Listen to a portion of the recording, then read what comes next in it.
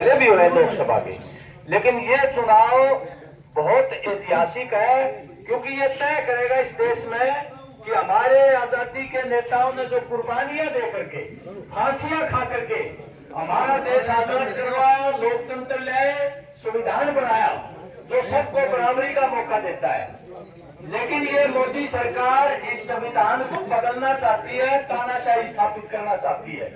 इसलिए अगर मोदी और अडानी अंबानी के लोगों का बहुमत आया तो किसान मजदूर सुरक्षित नहीं रहेगा और हमारी बेटियां भी सुरक्षित नहीं रहेगी। देखा होगा जब किस तरह से हमको आतंकवादी, पाकिस्तानी, चीनी बोला गया था, खालिस्तानी बोला गया था।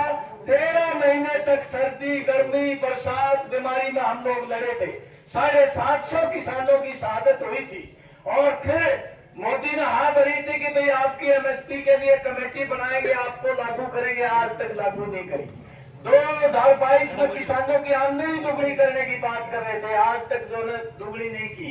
15-15 लाख रुपए लेने की बात कर रहे थे, 2 करोड़ हर साल रोजगार देने की बात कर रहे थे। लेकिन मोदी की ये गारंटी कामयाब नहीं हुई तो आगे हम कैसे तसल्ली करें कि ये गारंटी दे रहे हैं, वो सच दे रहा है कि झूठ दे रहा है। इसके झूठ निकली।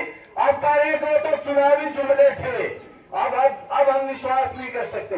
हमारी बेटियों के साथ किस तरह व्यवहार किया अंतर्राष्ट्रीय खिलाड़ियों के साथ हमको मालूम है और उसी के बेटे को टिकट दे दिया।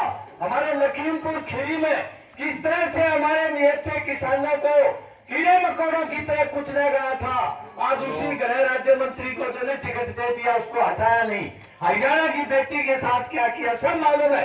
जगह जगह महिलाओं के साथ यौन अत्याचार बहुत जुल्म किए इन लोगों ने और बदला लेने के लिए इन्होंने हमारी सेना को भी नहीं छोड़ा।